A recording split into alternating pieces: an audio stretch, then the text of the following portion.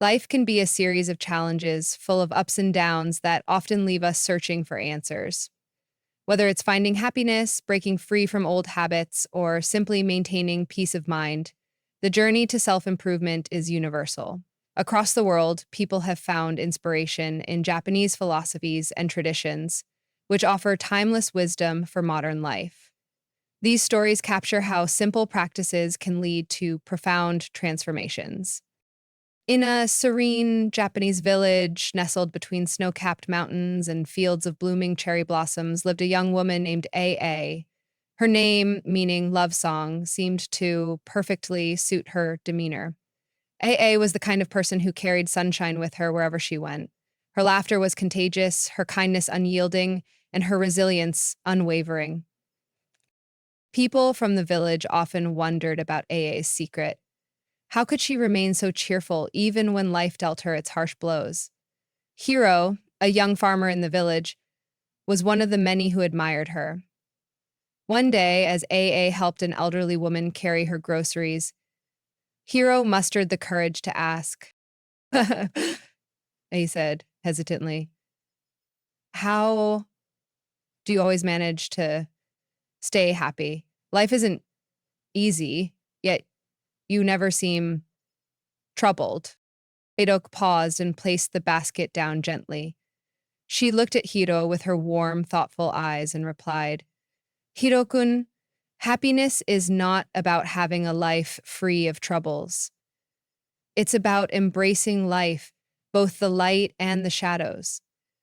Let me tell you a secret. I practice kaizen in my emotions." Hiro raised an eyebrow. "Kaizen? Isn't that the philosophy for improving processes in factories and businesses?" A chuckled. "Yes, but it's also a philosophy for life. Every day I try to improve my mindset, even if it's just a tiny bit. If I feel sad or overwhelmed, I don't push those feelings away. Instead, I invite them in as though they were old friends visiting for tea. Then, I shift my focus to something I can be grateful for." Cairo looked intrigued. "And what if the sadness doesn't go away?" A's face softened. "Sometimes it doesn't, and that's okay. Happiness is not about erasing sadness. It's about finding beauty even in the rain. For instance, when my father passed away last year, I cried for days. But I also remembered the lessons he taught me and the love he gave. That thought brought a gentle smile to my face, even through the tears." Seeing Hiro's fascination, she continued, "Every night, before bed, I write one good thing that happened during the day in my journal. It could be something as simple as hearing a bird sing or tasting a delicious miso soup. When I read my journal, I see how many small joys fill my life." Hiro thought about his own life. He often found himself focusing on what was missing or wrong rather than appreciating what he had. Inspired, he decided to give A's method a try. That evening, he sat by the flickering light of a lantern and wrote in his journal, "Today, I learned something wonderful from A. I see what to do and what not to do."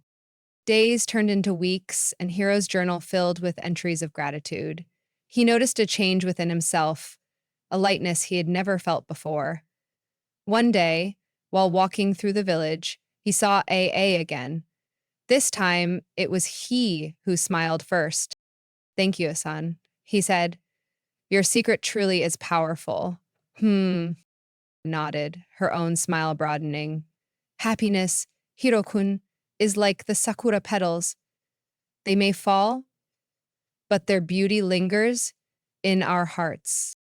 As Hiro continued practicing gratitude, he began to notice the ripple effect of his actions. His newfound positivity inspired others in the village. Children ran to share their daily joys with him, and elders began reflecting on the wisdom in their lives. A's philosophy of small, incremental emotional growth became a quiet revolution in the village. Years later, Hiro became the village head and introduced a festival called the Festival of Petals. where everyone shared their moments of gratitude under the blooming sakura trees. On the first day of the festival, AA's eyes sparkled with pride as she watched Hiro address the villagers. "Let us remember," Hiro said, "that happiness is not an absence of sorrow, but the presence of appreciation." The village erupted in applause, and Ae's heart swelled with joy. Her simple philosophy had blossomed into a tradition that would outlast the falling petals. Kenji, a man from Kyoto, was known for his inconsistent habits and frequent frustrations. Every New Year, he would make grand resolutions to transform his life: quit smoking, wake up early, or exercise daily. Yet by February, he would find himself slipping back into old patterns. Frustrated by his own failures, Kenji began to feel as though change was impossible. When this was problematic because when Kenji began to feel as though change was impossible, one day during an autumn visit to his family shrine, Kenji overheard his younger cousin mention an old monk, Matsuo, who lived atop Mount Hiei. Matsuo was rumored to have helped people find clarity and purpose in their lives.